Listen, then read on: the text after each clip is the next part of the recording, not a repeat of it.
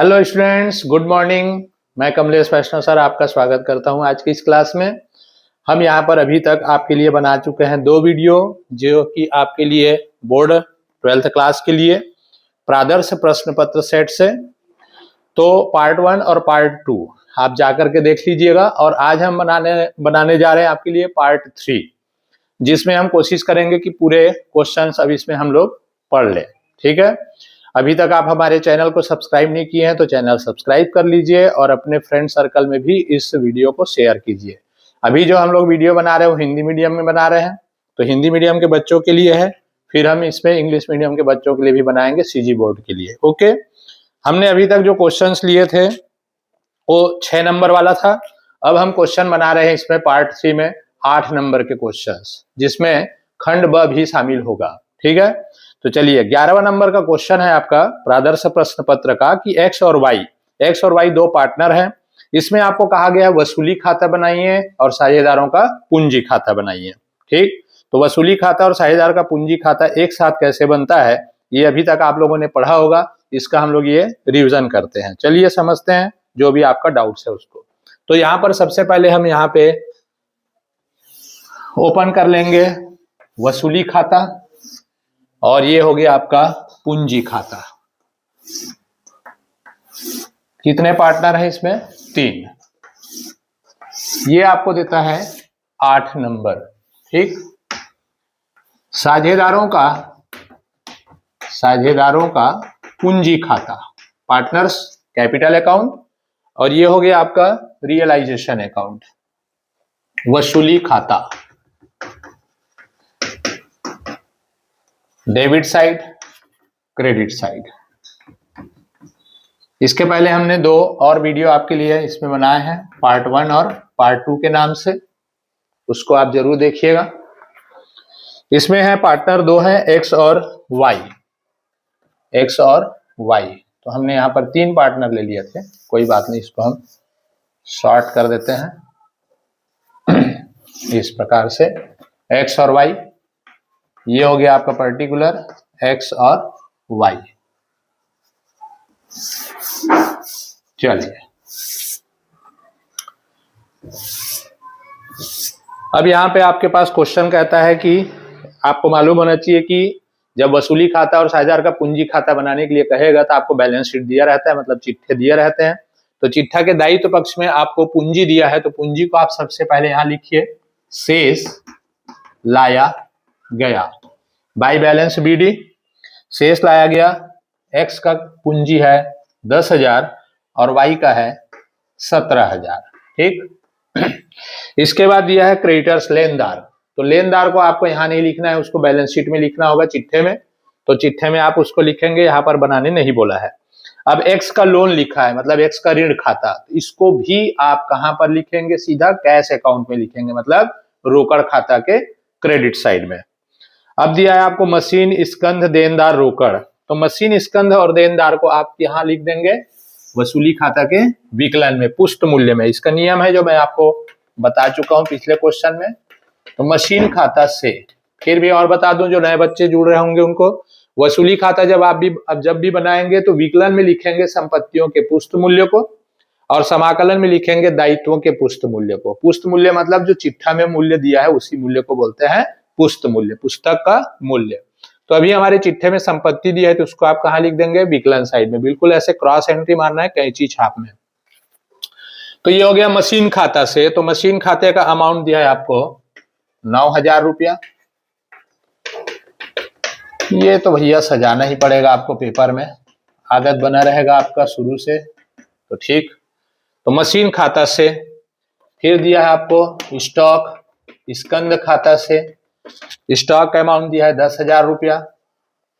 और देनदार, डेप्टर्स, तो देनदार खाता से इसको भी लिख देंगे आप 2,500। रोकड़ को इसमें एंट्री नहीं करना है, ठीक है। हाँ, रोकड़ खाता के शेष में जाएगा, उसको आपको बनाने के लिए नहीं कहता है जनरली पेपर में। ये हो गया आपका बैलेंस शीट का एंट्री हमने कर दिया। पूंजी को यहाँ लिख दिया, संपत्तियों को यहाँ लिख दिया। दायित्व में आपका लेनदार दिया हुआ है, लेनदार को यहाँ पे लिख लेना है आपको, लेनदार खाता को, और उसका अमाउंट दिया हुआ है आपको 3,000 रुपया। ठीक। अब नीचे आप समायोजन को पढ़िएगा पेपर में। तो समायोजन में बोला है कि मशीन से उसके पुष्ट मूल्य से 20% कम, स्टॉक से उसके पुष्ट मूल्य से 10% कम और देनदारों से 2000 रुपया वसूल हुए। तो वसूली के बारे में जैसा सवाल में आपको निर्देश देगा वैसे लिखना। तो ये जो संपत्तियां हैं, ठीक है, ये संपत्ति को क्या किया जा रहा है, बेचा जा रहा है। इनको बेचने से जो वसूली हो रहा है उसको आपको लिखना रहेगा पेपर में किस साइड, जल्दी बोलिए, क्रेडिट साइड। क्या लिखना, रोकड़ या बैंक खाता नाम देना। तो मैं यहां लिखता हूं रोकड़ खाता को। ठीक, यहां पर सवाल में बोला है मशीन, तो मशीन, फिर लिख लेंगे आप स्टॉक, स्कंद को बोलते हैं, और देनदार, डेप्टर्स।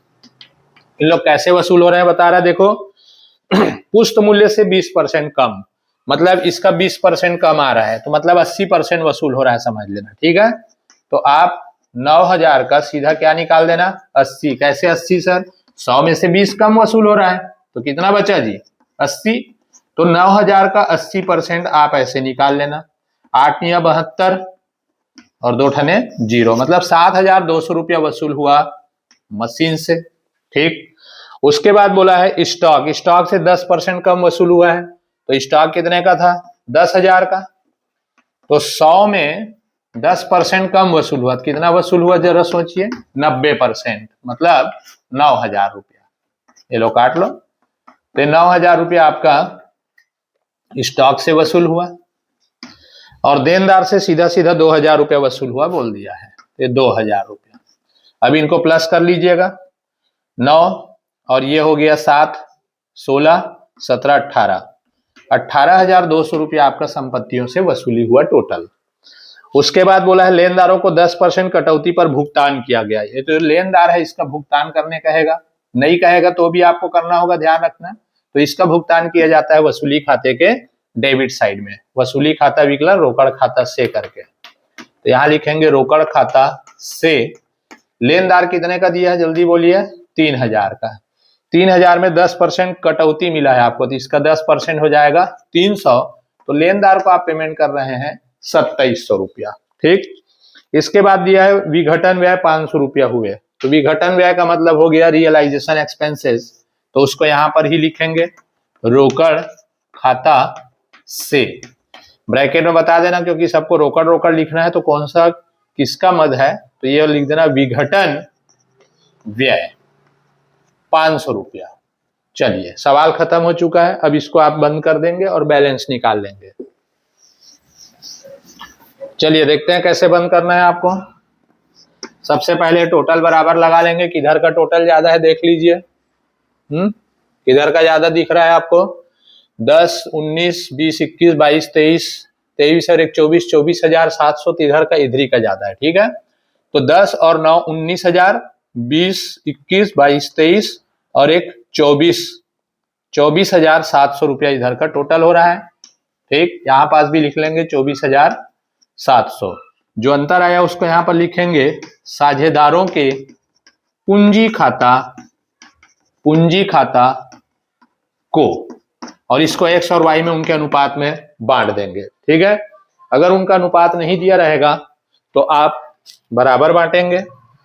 तो 24,700 में आप माइनस करने जा रहे हैं 18, 19, 20, 21, 21,200, कितना, 21,200। ठीक, तो 21,200 रुपया आप माइनस करेंगे, बचेगा आपके पास 3500, 3,500। 3,500 को आपको रेशियो में बांटना है एक्स और वाई में, तो यहाँ पे आपको रेशियो दिया हुआ है 1:1। कोई रेशियो नहीं दिया, बराबर है। ठीक है, तो बराबर अनुपात में इसको आप बांट देंगे, तो इसको 2 से आप डिवाइड कर देना, तो एक को मिलेगा 1750 और दूसरे को मिलेगा 1750, 1:1 में आपने बांट दिया। ओके, तो ये हो गया वसूली खाता से हानि हो गया। तो हानि हो गया तो कहां जाएगा इसका डबल एंट्री, साझेदारों के पूंजी खाते में, मतलब यहां पर लिखेंगे वसूली खाता से। देखिए समाकलन में है तो उसको कहां एंट्री करना है आपको, विकलन साइड में, पूंजी खाता का ये विकलन साइड है। तो एक्स को हानि हुआ 1750, वाई को भी हो गया 1750।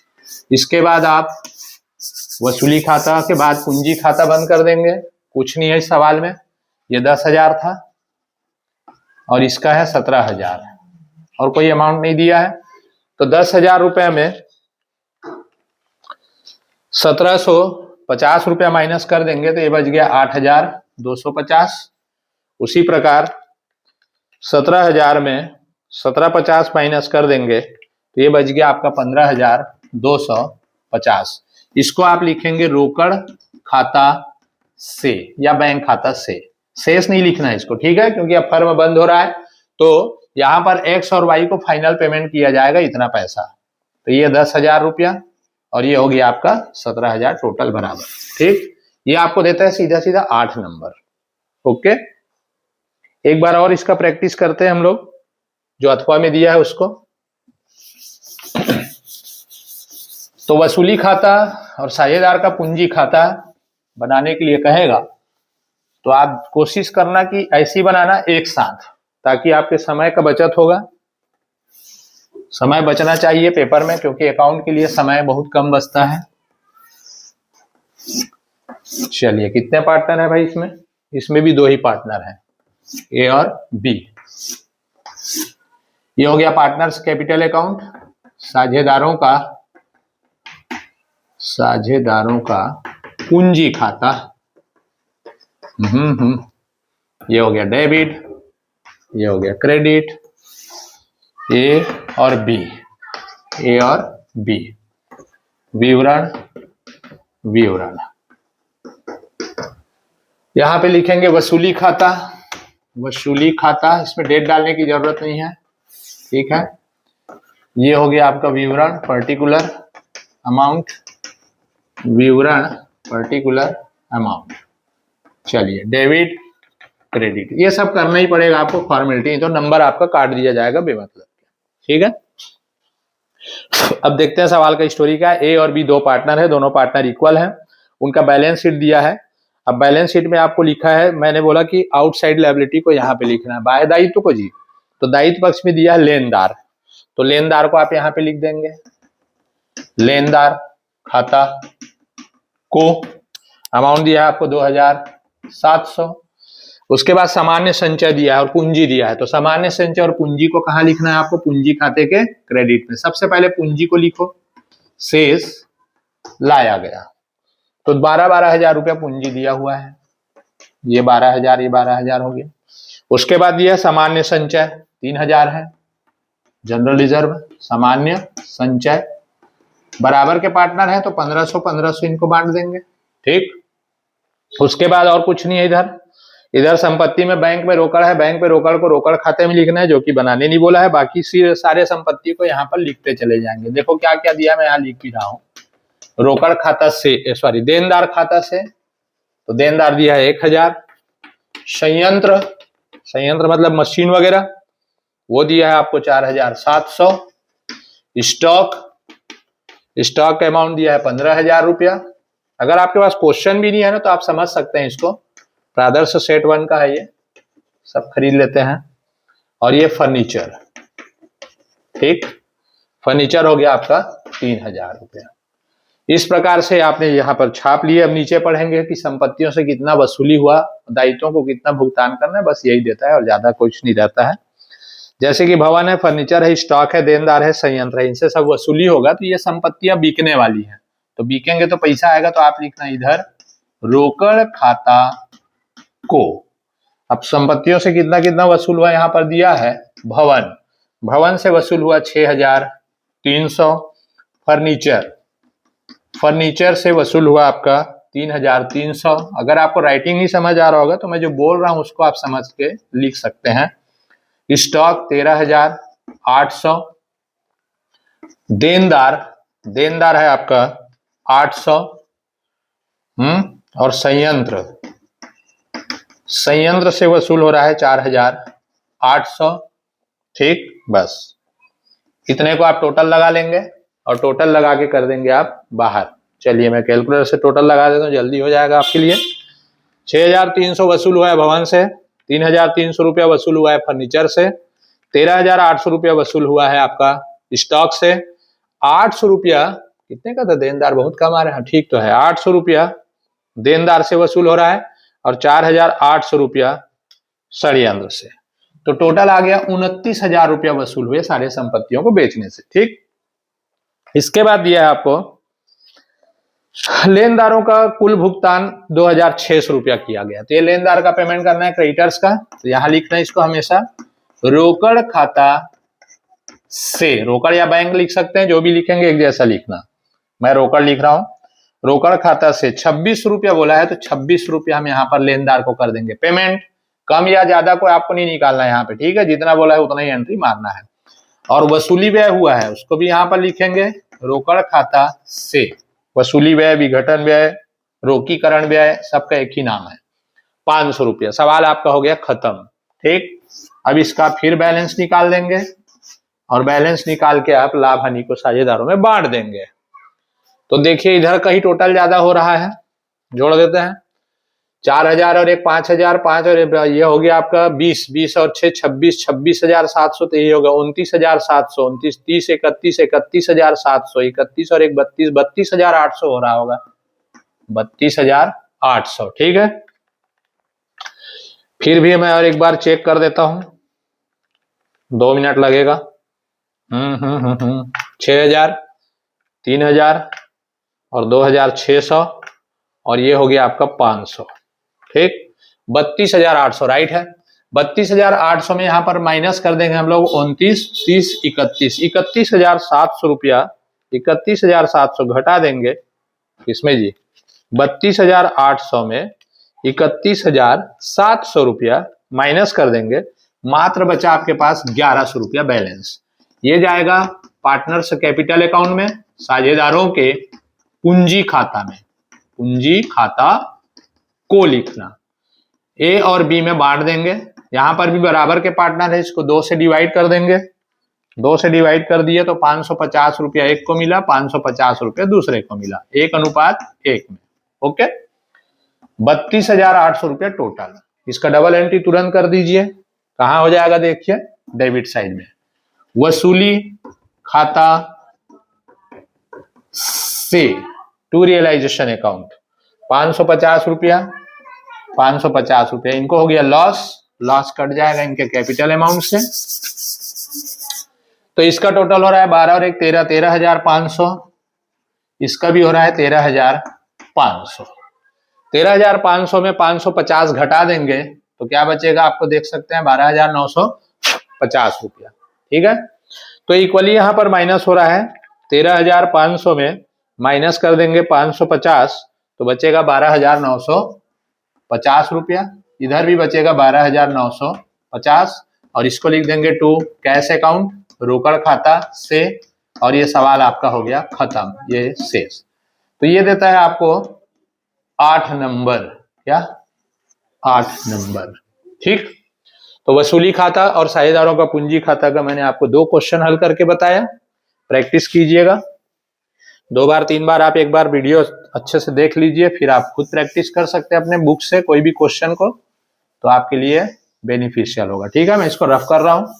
अब अगला क्वेश्चन हम लेते हैं 8 नंबर का। और तो भाई देखो 8 नंबर का सीधा 2 क्वेश्चन आप बना देते हैं तो 16 नंबर तो आपका यही हो जाता है। ठीक, तो 16 नंबर का आपका यहीं पे हो जाता है। अब अगला जो क्वेश्चन आपको 8 नंबर का दे रहा है ना, वो दे रहा है किसमें से, डिवेंचर्स से। डिवेंचर्स मीन्स ऋण पत्र से। ठीक, ऋण पत्र का जो जनरल एंट्री होता है वो अंशों के जैसे ही पंजी होता है। जहां जहां पर आप अंश लिखते हैं वहां पर आपको क्या लिख देना है, ऋण पत्र लिख देना है। ठीक, और अंश पूंजी के जगह में ऋण पत्र खाता लिखना है।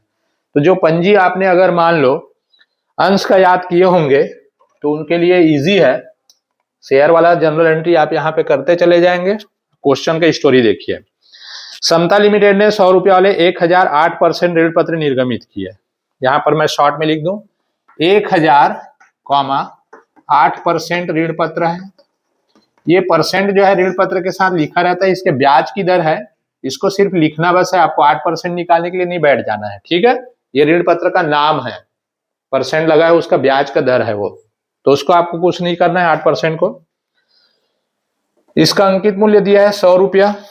100 रुपया में से आवेदन पर 10 रुपया, आवंटन पर 20 रुपया प्रथम याचना पर 40 रुपया और अंतिम याचना पर 30 रुपया प्रति ऋण पत्र की दर से मांगी गई। सभी राशि यथा समय प्राप्त हो गई। कंपनी की पुस्तक में पंजी प्रविष्टि कीजिए। बिल्कुल एकदम सिंपल सवाल दिया है आपको, टेंशन नहीं लेना है। यहां लिख देता हूं मैं, आवेदन पर मांगा है 10 रुपया, अलॉटमेंट मतलब आवंटन पर मांगा है 20 रुपया, फर्स्ट कॉल मतलब प्रथम याचना पर 40 रुपया और फाइनल कॉल अंतिम याचना पर मांगा है 30 रुपया। ठीक, सभी ऋण पत्रों से पैसा आपको मिल चुका है। कोई यहां पर अप्राप्त, अवशिष्ट याचना वगैरह अग्रिम याचना नहीं है। तो चलिए, जनरल एंट्री तो आप खींच लेंगे जैसे आपका प्रोफार्मा है, इतने में ले लेता हूं।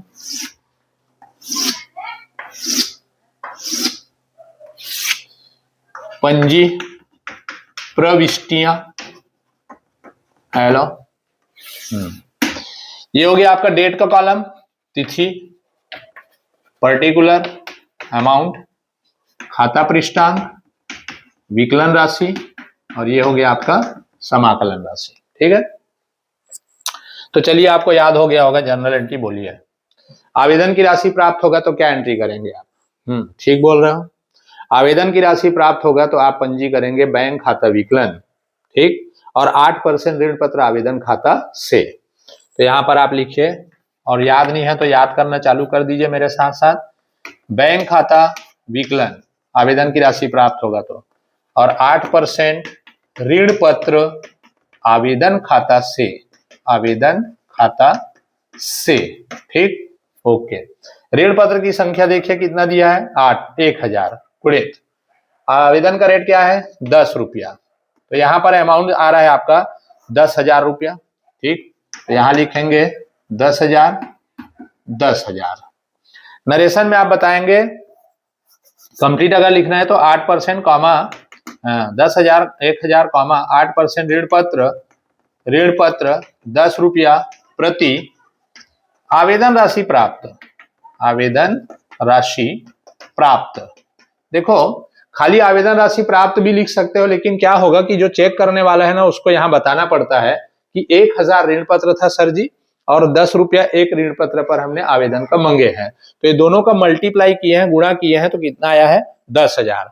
इसलिए यहाँ पे आप ना ऋण पत्र की संख्या डाल दिया करो और उसका दर को डाल दिया करो। ठीक, फिर लिख दिया करो आवेदन राशि प्राप्त, और ये कर देना बंद।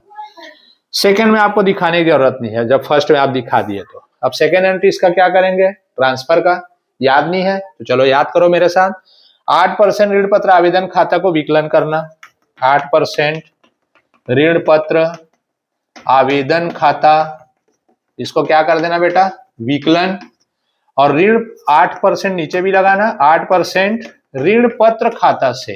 यस, ऊपर भी 8% ऋण पत्र, नीचे भी 8% ऋण पत्र। ठीक है, तो 8% ऋण पत्र आवेदन खाता विकलन, नीचे लिखेंगे 8% ऋण पत्र खाता से। ठीक, नरेशन लिख देंगे आवेदन राशि का हस्तांतरण करने पर, इतना ही लिख देंगे तो भी चलेगा। ठीक है, कहां हस्तांतरण कर रहे हैं आप, 8% ऋण पत्र खाते में ट्रांसफर कर रहे हैं। तो आवेदन राशि का हस्तांतरण करने पर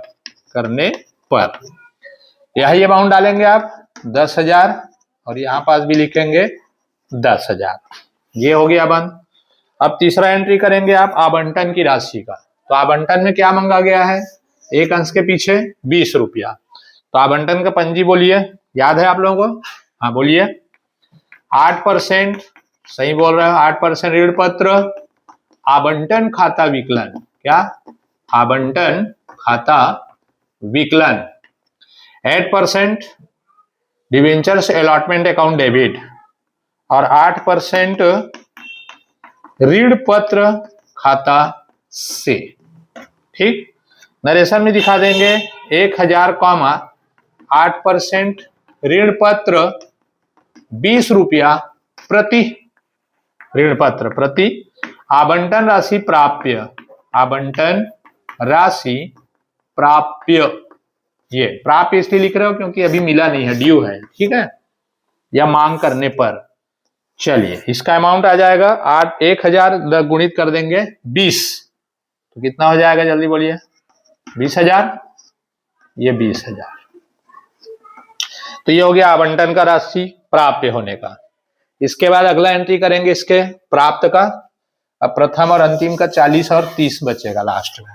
ठीक, अब मैं यहाँ पर कॉलम नहीं ले रहा हूं, कॉलम यही कंटिन्यू रहेगा।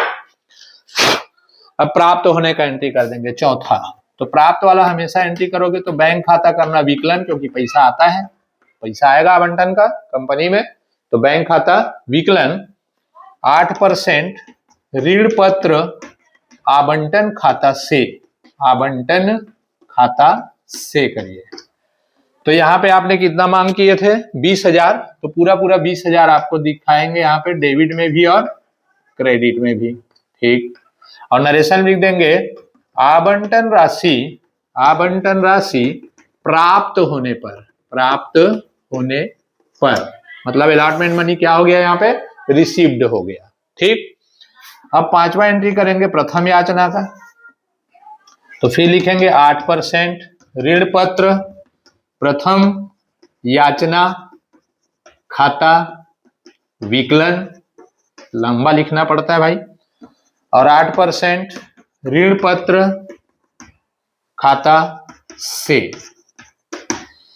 1,000, 8% ऋण पत्र 3 रुपया, क्या था 3 रुपया था प्रथम याचना का, 40 रुपया था। ठीक है, 40 और 30, 40 रुपया प्रति आवंटन प्रथम याचना राशि, प्रथम याचना राशि प्राप्त होने पर, प्राप्त होने पर। ठीक, ये हो गया। तो इसको मल्टीप्लाई कर देंगे 1,000 को 40 से, तो हो जाएगा कितना 40,000 रुपया। तो 40,000 रुपया डेबिट में और 40,000 रुपया क्रेडिट में डाल देंगे। ठीक, इसके बाद फिर ये हो गया आपका याचना का, और 2 एंट्री मारेंगे अंतिम याचना का, फिर हो गया खत्म। छठवां एंट्री 8%, हाँ इसके प्राप्त वाला एंट्री करेंगे। अब बैंक खाता विकलन, बैंक खाता विकलन 8% ऋण पत्र प्रथम याचना खाता से, प्रथम याचना खाता से, यही पैसा आपको यहाँ पे डालना है। 40,000 रुपये मांगे थे, 40,000 रुपये मिलेगा। ये नरेशन भी देंगे प्रथम याचना राशि प्राप्त होने पर, ये हो गया। इसके बाद अंतिम याचना का सेम एंट्री मारेंगे 7वां नंबर में 8% ऋण पत्र अंतिम याचना खाता विकलन, 8% ऋण पत्र खाता से 1,000, 8% ऋण पत्र 30 रुपया प्रति अंतिम याचना राशि प्राप्त, अंतिम याचना राशि प्राप्त, प्राप्य, प्राप्य ड्यू। ठीक, तो 1,000 को 30 से मल्टीप्लाई करेंगे तो ये कितना हो गया 30,000 रुपया। हेलो, ऐसे। अब लास्ट एंट्री बचा है जिसको मैं यहां पे कर देता हूं। ठीक है, हेलो, इतने को रफ कर दिया मैंने, ऐसे प्राप्त वाला। तो प्राप्त वाला एंट्री आपको याद हो चुका होगा। जब भी प्राप्त वाला एंट्री करेंगे तो आप यहां पर लिखेंगे बैंक अकाउंट, ये 8वां नंबर का एंट्री हो जाएगा। बैंक खाता विकलन, बैंक अकाउंट डेबिट 8% ऋण पत्र अंतिम याचना, अंतिम याचना खाता से, ऐसे पूरा लिखा करना, क्योंकि आपको पेपर में क्या है भैया, एक ही सवाल तो इसका बनाना रहेगा। ठीक, नंबर काटने का चांस बहुत रहता है छोटे छोटे बातों में, इसलिए आप यहाँ पे ध्यान रखिए नंबर ना कटे। यहां लिख देंगे अंतिम याचना राशि प्राप्त। ओके, ये हो गया आपका। ठीक, तो इस प्रकार से ये आपको देता है 8 नंबर ऋण पत्र का सवाल। सिंपल क्वेश्चन था ये। अब इसको मैं रफ कर देता हूं। अब हम लोग यहाँ पे चलते हैं खंड ब में, सेक्शन बी। सेक्शन बी जो है वो वित्तीय से संबंधित है। जिसमें आपको अधिकतर सवाल देने वाला है वो कहां से देने वाला है अभी बताते हैं आपको। तो 12 नंबर का क्वेश्चन खत्म।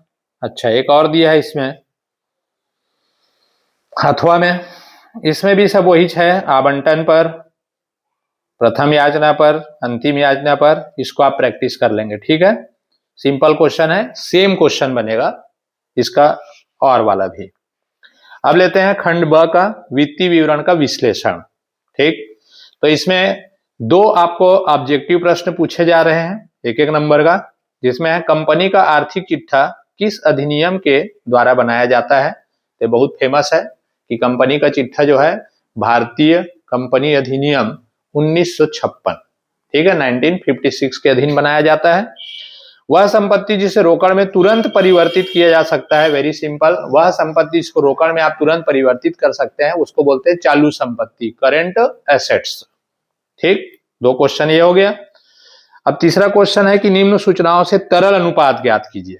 तो तरल अनुपात, तो आप अभी पढ़ाई किए होंगे तो आपको मालूम है कि तरल संपत्ति किसे कहते हैं। ठीक, तो चल संपत्ति में से यदि आप स्टॉक और पूर्वदत्त व्यय को घटा देते हैं तो बाकी जितने भी संपत्ति है वो क्या हो गया आपका, तरल संपत्ति हो गया। तरल संपत्ति मतलब लिक्विड एसेट्स। ठीक, तो यहां पे हम लोग चलते हैं, ये आपको देगा 4 नंबर। ठीक, तो निम्न सूचनाओं से पहले हमको बोलता है निम्न सूचना से चालू अनुपात की गणना कीजिए। तो चालू अनुपात, चालू अनुपात को बोलते हैं करंट रेशियो। इसका फार्मूला होगा चल संपत्ति, क्या, चल संपत्ति को डिवाइड करना है चल दायित्व से। ठीक, इसको शॉर्टकट में बनाना जल्दी बनता है। चल संपत्ति को इंग्लिश बोलते हैं करंट एसेट्स, CA, और चल दायित्व को बोलते हैं करंट लायबिलिटी, CL। तो CA और CL भी आप यूज कर सकते हैं हिंदी में भी, नो प्रॉब्लम। अब दिया क्या क्या है ये ध्यान रखिएगा। हमको दिया है सवाल में चालू दायित्व। ठीक, चालू दायित्व मतलब करंट लायबिलिटी CL, वो दिया है आपको 2,50,000। सवाल सीधा सीधा तो देगा नहीं आपको, ध्यान रखना।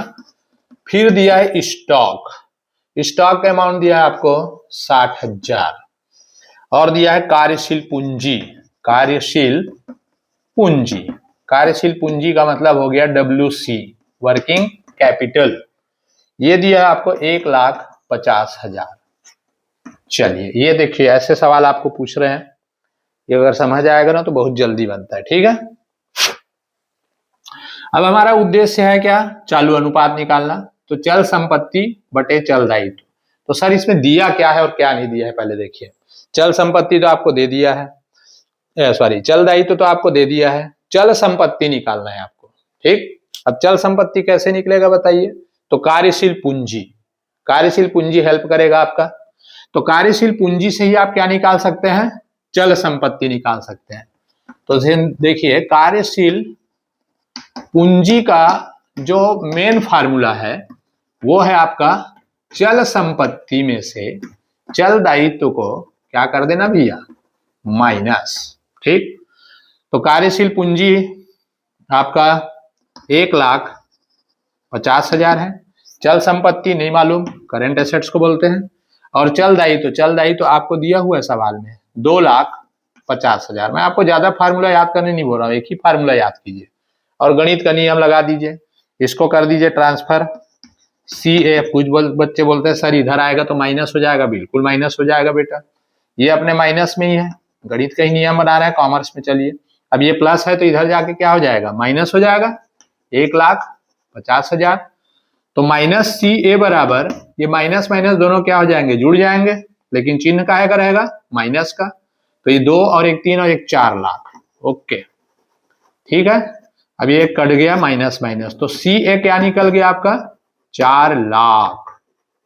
ठीक, अब आपको कोई नहीं रोक सकता क्या निकालने के लिए, चल अनुपात। चलिए इधर आ जाइए, चल अनुपात को हम लिख सकते हैं यहां पर CR बराबर, आप पेपर में तो पूरा लिखना चालू अनुपात करके, ये लो चालू अनुपात। तो चालू अनुपात बराबर चल संपत्ति, तो चल संपत्ति हमने कितना निकाला है देखिए, 4 लाख। ओके, बटे चल दायित्व आपको सवाल में दिया हुआ है 2,50,000 बराबर, इसको हमेशा एक बार में काटना है, ठीक है। तो आप क्या करें, ये 4 जीरो पहले काट लीजिए, ये 4 जीरो काट दिए, 25 एकम 25, एक बार में ही काटना है नीचे को। अब 40 को आपको 25 से क्या देना है, भाग, ठीक, 25 एकम 25, क्योंकि डबल करूंगा 50 हो जाएगा। 10 में 5 घटाएंगे, 5 बचा, ये उधारी दिया था 3 में, 2 गया, 1 बचा। अब क्या लगाएंगे यहाँ पर, पॉइंट, और ये क्या लगाएंगे, जीरो। 25 चौक 100, 25 छक्के और 25 पंचे और 25 छक्के, तो 25 छक्के हो गया कितना, 150, ठीक। तो आपका यहाँ पर आंसर आ रहा है 1.6, और एक बार में गया है तो इसको अनुपात 1 लिखेंगे, ये आपका फाइनल आंसर हो गया, ठीक है। तो सबसे पहले चालू दायित्व दिया है, स्टॉक दिया है, कार्यशील पूंजी दिया है। तो कार्यशील पूंजी का आप सूत्र याद रखिए, ये वाला, चल संपत्ति माइनस चल दायित्व। तो चल कार्यशील पूंजी दिया है 1.5 लाख, चल संपत्ति नहीं मालूम, वैसे ही लिखो CA बराबर CA माइनस चल दायित्व दिया 2,50,000, फिर इसको पक्षांतर कर देना भैया, 2,50,000 अपने जगह में है, ये जाएगा तो नाराज हो जाएगा यार, प्लस था क्या हो गया इधर जाके माइनस, तो ये माइनस माइनस प्लस हो जाएंगे, लेकिन चिन्ह माइनस का रहेगा। सही बात है, तो 4 लाख हो गया, अभी माइनस माइनस को आप काट देना, तो हमारा CA निकल गया 4 लाख। फार्मूला में मान रख देंगे भैया, यहाँ 4 लाख और यहाँ लग देंगे 2,50,000, ये काट दिए इसको, तो ये आ गया आपका आंसर 1.6, ठीक है, ओके। अगला इसमें और में दिया है, उसको भी मैं आपको समझा रहा हूं।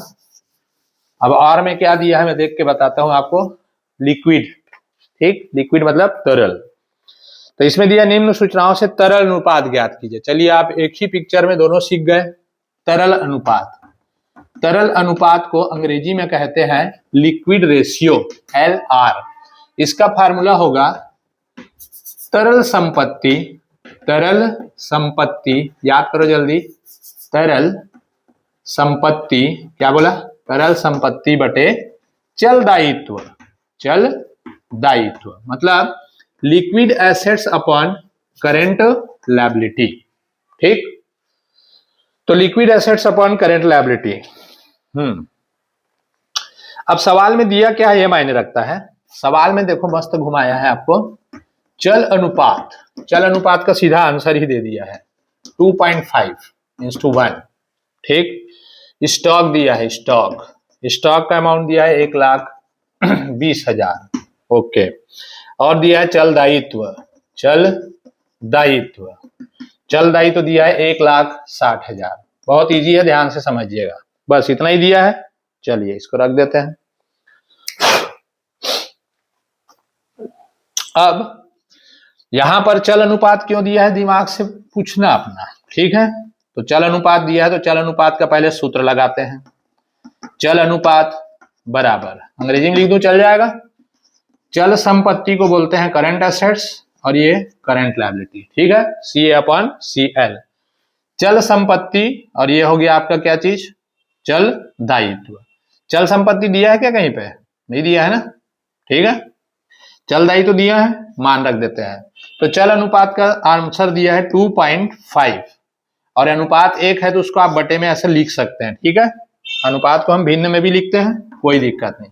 CA नहीं मालूम, CL मालूम है, कहाँ है भैया, ये है 1,60,000, ठीक है, ओके।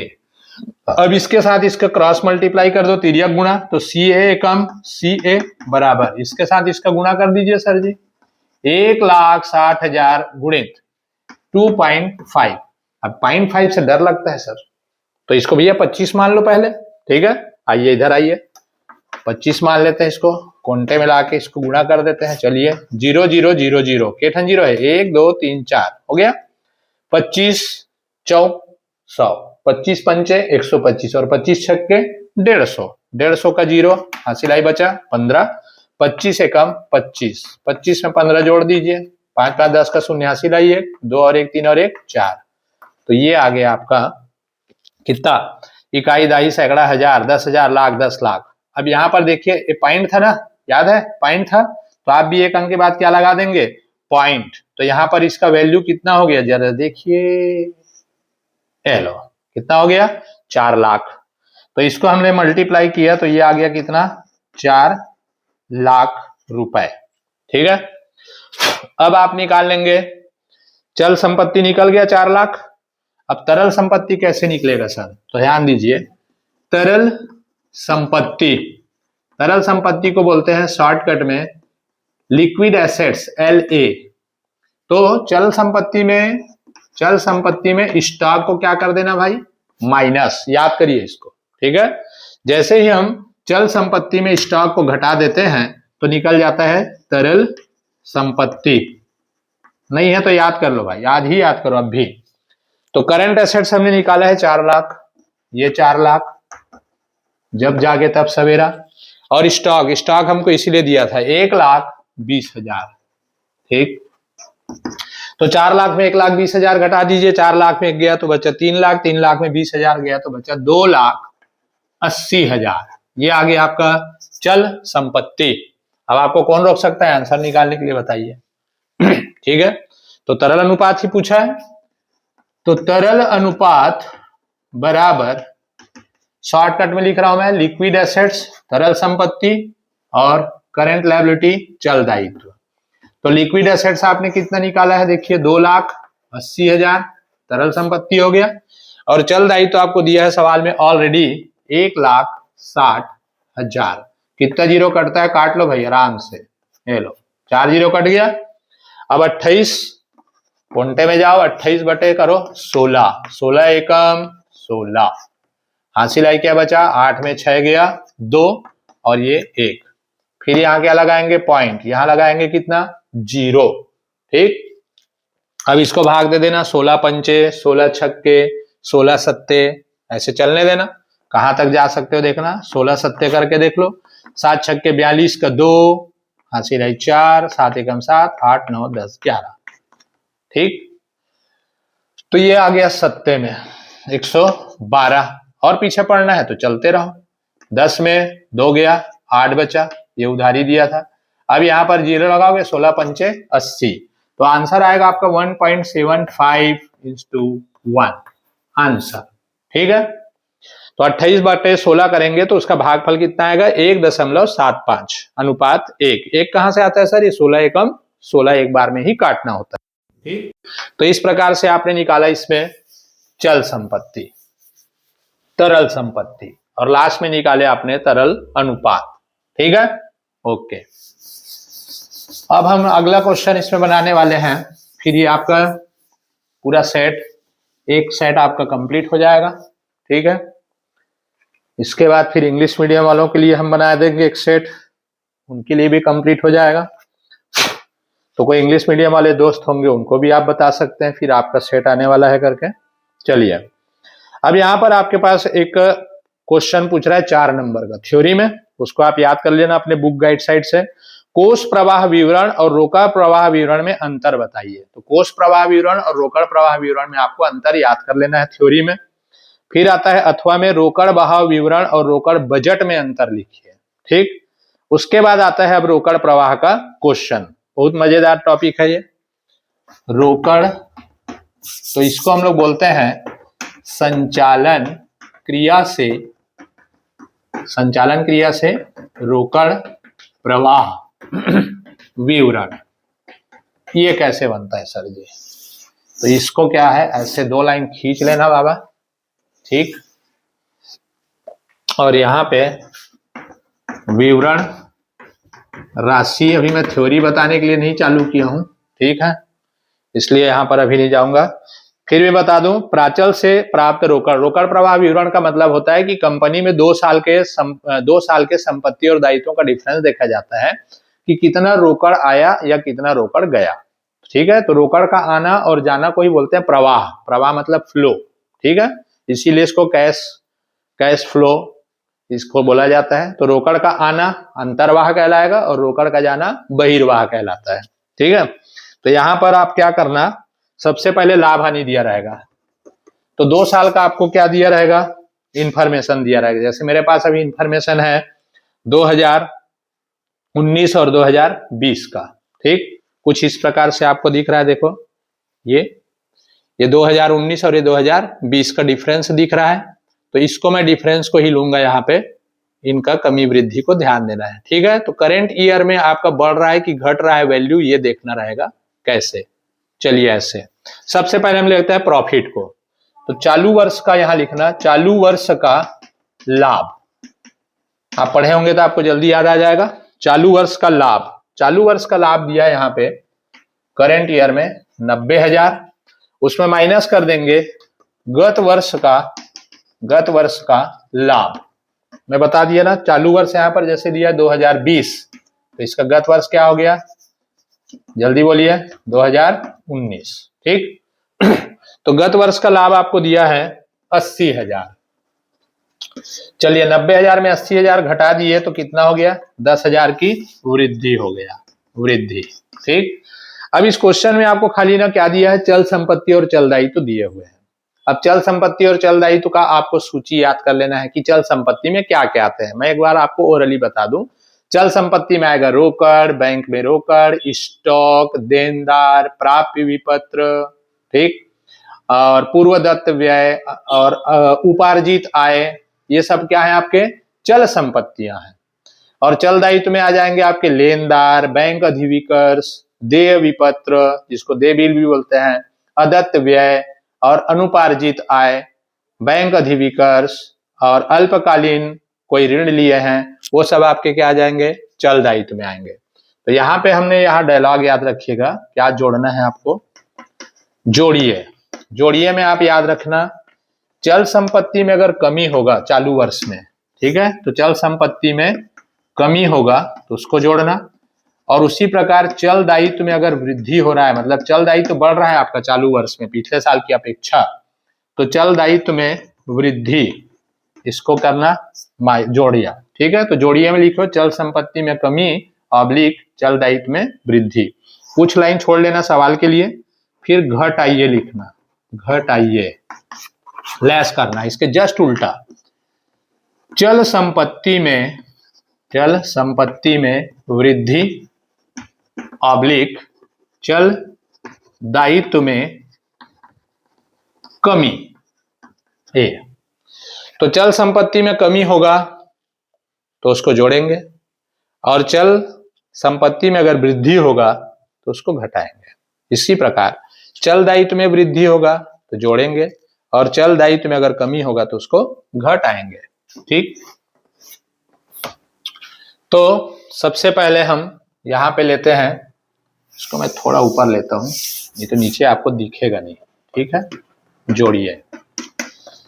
चलिए एक बार और समझिए, चल संपत्ति में कमी, इसको जोड़ना है, और चल दायित्व में वृद्धि, इसको घटाना है। ठीक, इसको थोड़ा ऊपर लेते हैं, घट आइए, क्या नीचे दिखेगा नहीं फिर आपको। चल संपत्ति में वृद्धि, ये घटेगा, और चल दायित्व में कमी, ये भी घटेगा।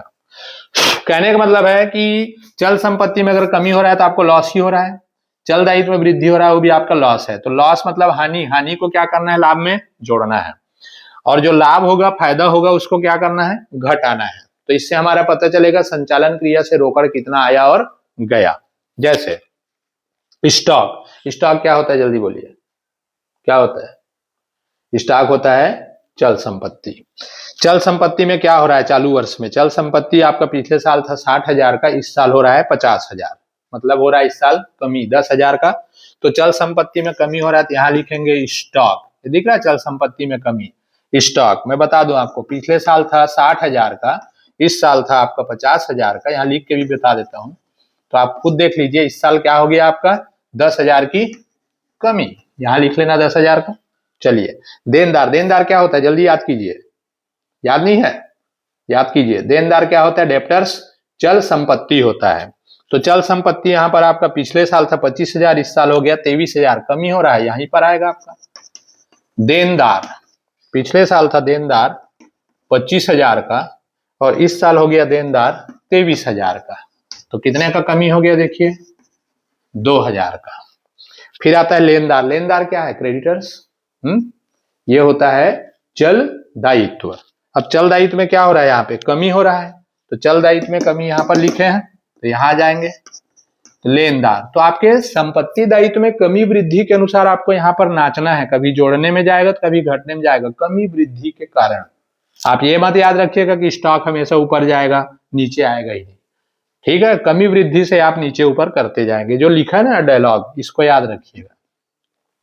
तो चल संपत्ति में वृद्धि होगा तो यहाँ आएगा, और चल दायित्व में कमी होगा तो यहीं आएगा। तो लेनदार क्या हो रहा है? फिलहाल कम हो रहा है सर जी। कैसे? देखिए पिछले साल 32,000 का था, अब कितने का हो गया? 28,000 का हो गया। कितना का कमी हो गया? जल्दी देखिए, 4,000 का। तो यहाँ लिखेंगे 4,000। उसके बाद है अदत्त व्यय। अदत्त व्यय क्या होता है? याद करो भाई, अदत्त व्यय होता है चल दायित्व, राइट, सही बोले। तो चल दायित्व में क्या हो रहा है? यहाँ पर वृद्धि, यहाँ जाएंगे चल दायित्व में वृद्धि, अदत्त व्यय। जल्दी बोलिए कितने का था, कितना हो गया? अरे इस साल हो गया 4,500। पहले कितने का था? पहले था सर 3,500 का। तो इस साल बढ़ा है भाई दायित्व आपका 1,000 रुपया, ये लो बढ़ा दिए। उसके बाद उपार्जित आय। उपार्जित आय मतलब एक्रूड इनकम, जो अभी को मिलना बाकी है उसको बोलते हैं उपार्जित आय। क्या है ये? चल संपत्ति है ये, सही है।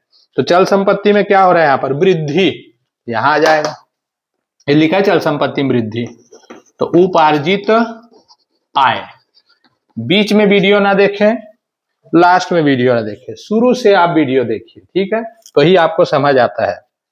तो यहां पर आपका पिछले साल का था कितना? 8,000। इस साल कितना हो गया? 9,000। तो 9,000 में 8,000 को माइनस कर दीजिए, तो आपका संपत्ति क्या हो गया? बढ़ गया 1,000 रुपया। नेक्स्ट, बस खत्म होने वाला है। दे बिल। दे बिल क्या होता है? बिल्स पेबल, करंट लायबिलिटी, सही बोले। 35 था भाई, 22 हो गया, ठीक। तो कितने का कमी हो गया? तो ये दायित्व में क्या हो गया? कमी, यहीं पे आएगा। देय बिल कितने का था सर? पहले बता रहा हूं बेटा, 35,000 का था, अब कितना हो गया? 22,000 हो गया। जरा बोलिए कितना हो गया? तो ये हो गया सर जी 0,0,0, 5 में 2 गया, 3 बचा, और ये 3 में 2 गया, 1 बचा। 13,000 रुपया का आपका क्या हो गया? कमी हो गया। सवाल खत्म हो गया बाबू, ठीक। अब जोड़िए जोड़िए जोड़िए, 10 और 2 12 और 1 13, 13,000 रुपया आप क्या करेंगे? इसमें प्लस कर देंगे, ठीक है। तो ये हो गया आपका 23,000 रुपए, और इनको जोड़ लीजिए, 13,000 और 1 14,000, 15 16 17 18,000 रुपया आप क्या कर देंगे इसमें? माइनस। हेलो, तो 23,000 रुपया में मालूम है मेरे भी कितना आएगा, लेकिन फिर भी आप लोगों के लिए कैलकुलेटर चला देता हूं, ठीक है। 23 में 18 गया, कितना बचा? 5,000 मात्र। क्या करेंगे इसको? क्या लिखेंगे? इसको लिखेंगे संचालन क्रिया से रोकड़ प्रवाह। हेलो, ये आंसर आ गया आपका 5,000 रुपया।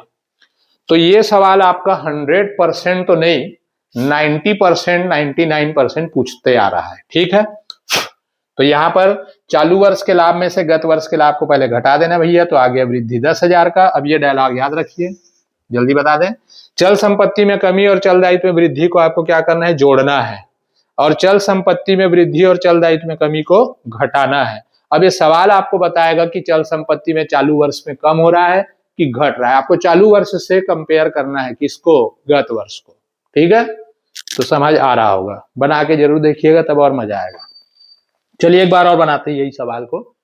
अगला क्वेश्चन दिया है, अथवा को भी बता देते हैं ताकि आपका रिवीजन हो जाएगा भैया। क्या हो जाएगा? रिवीजन, ठीक।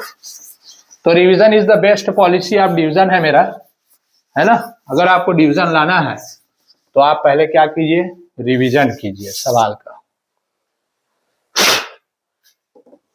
शाबाश, ये लो, ठीक। प्रोफार्मा यही रहेगा। निम्न सूचना से प्राचल से प्राप्त रोकड़ की गणना कीजिए। प्राचल, प्राचल मतलब होता है संचालन क्रिया, ठीक है, ऑपरेटिंग एक्टिविटीज। अब यहां पर अभी दिया है 2 साल का, फिर दिया है 2011 और 2012, ठीक। तो 2012 का लाभ ले लेंगे पहले, उसको बोलेंगे हम लोग चालू वर्ष। चालू वर्ष का लाभ 2012, हेलो, चालू वर्ष का लाभ आपको दिया है सवाल में 3 लाख, ठीक। उसमें माइनस कर देंगे गत वर्ष का लाभ, तो गत वर्ष का लाभ 2011 का है, इसको माइनस कर देंगे जो दिया है 2 लाख। हेलो, घटा देना तो क्या बचा बेटा 1 लाख, ये हो गया। क्या निकला रे गुड्डू, वृद्धि। अब इसमें जोड़िए, क्या जोड़िए, अभी डायलॉग याद किया था, चल संपत्ति में, हाँ बोलो, चल संपत्ति में कमी ऑब्लिक चल दायित्व में क्या वृद्धि, ठीक। और 4-5 लाइन छोड़ लेना, क्योंकि अपन ढूंढते का समय नहीं है कौन जुड़ेगा कौन घटेगा, सवाल से क्रम से आते जाएंगे तो जगह छोड़ लीजिए। घटाइए लेस, इसके अपोजिट लिखिए, चल संपत्ति में वृद्धि ऑब्लिक चल दायित्व में क्या कमी, ठीक। चलिए, सबसे पहले दिया है प्राप्य बिल। प्राप्य बिल क्या होता है जल्दी बोलिए, बिल रिसीवेबल क्या होता है, अरे यार जल्दी बोलो ना भाई, करंट एसेट्स होता है, गुड, सही बोला। तो करंट एसेट्स में आपका प्राप्य बिल, प्राप्य बिल क्या हो रहा है देखिए, इस साल कम हो रहा है, तो ये आ जाएगा यहाँ पे प्राप्य बिल, बिल्स रिसीवेबल। कितने का कम हो रहा है, तो सर जी ये था 1,80,000 का था पिछले साल, अब 1,40,000 हो गया, तो कितना हो गया सर जी 40,000 कम हो गया, तो 40,000 यहाँ लिख लो, ठीक। उसके बाद है मूल्यह्रास हेतु प्रावधान। अब मूल्यह्रास हेतु प्रावधान, कोई भी जो अवधान प्रावधान है वो क्या है मालूम, चल दायित्व होता है, ठीक। तो मूल्यह्रास हेतु प्रावधान को यहाँ पे हम लोग ले सकते हैं, तो आपका चल दायित्व तो क्या हो रहा है, बढ़ रहा है। पहले 3 लाख था, 3,20,000 हो गया, तो दायित्व में क्या हो रहा है, वृद्धि, यहीं पर आएगा मूल्य ह्रास, डेप्रिसिएशन, प्रोविजन फॉर डेप्रिसिएशन, मूल्यह्रास प्रावधान। तो प्रोविजन आपका लायबिलिटी है, 3 लाख था, 3,20,000 हो गया, मतलब कितना इंक्रीज हो गया, 20,000 बढ़ गया। ए ले भाई लिख देता हूं, 3,20,000 का हो गया, पहले कितने का था 3 लाख का था। चलिए, अब आता है अदत्त किराया। अदत्त किराया मतलब क्या हुआ, चल दायित्व। चल दायित्व में क्या हो रहा है, कमी, तो यहां पर आ जाएगा ये, तो अदत्त किराया चल दायित्व में हो रहा है कमी। कितना था, कितना हो गया भाई 40,000 का था जी, अब कितना हो गया 16,000 का हो गया, तो कितना का अंतर आ गया, 10 में 6 गया 4, और 3 में 1 गया 2, 24,000 रुपया सीधा सीधा आपका कम हो गया। और बोलिए पूर्वदत्त बीमा। पूर्वदत्त बीमा क्या है, पूर्वदत्त मतलब संपत्ति, चल संपत्ति। चल संपत्ति में क्या हो रहा है यहाँ पे वृद्धि, तो कहाँ आएगा जल्दी बोलिए, यहीं पे आएगा, ये लिखा ना चल संपत्ति में वृद्धि, तो पूर्वदत्त बीमा। चलिए बोलिए, पिछले साल कितना था 12,000 था, अब कितना हो गया 14,000, तो 14,000 हो गया 12 में। हेलो, तो 2,000 रुपया की हो गई वृद्धि, इंक्रीज हो गया आपका। लास्ट ख्याति। ख्याति कितने का था, ख्याति था सर 2 लाख का, अब कितना हो गया 1,60,000 हो गया, ठीक। मतलब ख्याति में क्या हो गई कमी, और ख्याति क्या होता है वैसे, तो ख्याति होता है स्थायी संपत्ति, ठीक है। तब स्थायी संपत्ति होता है, तो इसको हम लोग क्या करेंगे, तो इसको हम लोग क्या कर सकते हैं कि यार अब इसमें तो हमको पूरा पूरा बनाना पड़ जाएगा, ठीक है। 2 ही ठने आपका यहाँ पे लफड़ा दे दिया है, ठीक। तो इसको मैं थोड़ा से अब आपको विस्तार से यहाँ पर देखें, ये देखो बस यहाँ से ध्यान देना, ये ले लेता मैं, ठीक। यहाँ पे चढ़ जाना पड़ेगा, जोड़िए ही चलेगा, जोड़िए, क्या क्या जोड़ देते हैं, ये मूल्यह्रास। मूल्यह्रास तो हम जोड़ ही चुके हैं। ख्याति में क्या आ रहा है, कमी आ रहा है, ठीक है। तो ख्याति का अपलेखन, अपलेखन शब्द यूज करेंगे, तो ख्याति के अपलेखन मतलब ख्याति में हो रही कमी। 2 लाख का ख्याति था बच्चा, अब हो गया 1,60,000, तो कितने का कमी आ गया इसमें 40,000 का, तो ये आपका लाभ कितना हो गया, अब 1,40,000 हो गया, ठीक है। यही बस चेंज करना था, ये नया आता है क्योंकि इसका जो प्रारूप है ना थोड़ा बड़ा प्रारूप रहता है, क्योंकि अभी तो केवल ये कार्यशील पूंजी वाला ही अमाउंट दिया हुआ है, ठीक है। अब आगे आता है आपका ख्याति हो गया। देनदार, देनदार क्या होता है जल्दी बोलिए। तो देनदार होता है आपका चल संपत्ति। चल संपत्ति में क्या हो रहा है, वृद्धि हो रहा है, सॉरी कमी हो रहा है, तो यहां पर आ जाएगा चल संपत्ति में कमी। यहां लिख लो देनदार। तो चल संपत्ति आपका था 1,80,000 का देनदार था, अब हो गया 1,40,000, तो घटा दीजिए कितने का, 40,000 का डिफरेंस आया। बस इतना ही करना था आपको। अब ये सवाल हो गया आपका खत्म। जोड़िए को जोड़ डालिए, घटाइए को भी जोड़ डालिए। 40 और 40 और 20 टोटल कितना हो गया जल्दी बोलिए, 1,00,000। इसमें 1,00,000 जोड़ दीजिए कितना हो गया, 2,40,000। और 24 में 2 जोड़ दिए तो 24, 25, 26, 26,000 रुपया आप क्या कर देंगे, इसमें माइनस कर देंगे। क्या कर देंगे, माइनस। ठीक है, चलिए घटा डालिए। तो 2,40,000 में सर जी 26,000 को माइनस कर देंगे तो आ गया 2,14,000। ये लो, ठीक। तो 2,14,000 को हम लिखेंगे यहां पर संचालन क्रिया से रोकड़ प्रवाह। मतलब आपके फर्म में पैसा आया है टोटल साल भर में कितना, 2,14,000 रुपए का। ठीक है, आई होप ये आपको समझ आया होगा। ये आपको देता है कितना नंबर, 4 नंबर। ठीक, अब इसमें मैं और आपको थ्योरी क्वेश्चन 2 ठने बता दूं जो आपको 6 नंबर के देते हैं। वो है अच्छे वित्तीय विवरण के तत्व लिखिए। ठीक है, अच्छे वित्तीय विवरण के तत्व, ये आप बुक में जाकर के पढ़ लीजिएगा। ठीक, या फिर वित्तीय विवरण की सीमाओं का वर्णन कीजिए। ठीक है, तो वित्तीय विवरण से इस बार आपको सवाल नहीं दे रहा है, उससे आपको दे रहा है थ्योरी, वो भी सीधा सीधा 6 नंबर का। इसलिए आप थ्योरी को आप हल्के में मत लीजिएगा, पढ़ के बनाइएगा। ठीक है, ओके। तो इस प्रकार से ये हमारा हिंदी मीडियम वालों के लिए एक सेट टोटल कंप्लीट हो गया। इसको हमने पार्ट 1, पार्ट 2 और ये हो गया पार्ट 3 में बनाया है वीडियो को। आप बहुत अच्छे से इसको आप प्रैक्टिस कर लीजिएगा, 1 बार 2 बार 3 बार, और उसके बाद आप इसी प्रकार से मिला जुला क्वेश्चन आप बना करके देखिएगा। अभी तक आप हमारे चैनल को सब्सक्राइब नहीं किए होंगे तो सब्सक्राइब कर लीजिए, और अपने दोस्तों में, अपने मित्रों में जो आपके कॉमर्स पढ़ रहे होंगे उनको भी आप शेयर कर सकते हैं। Okay, thank you.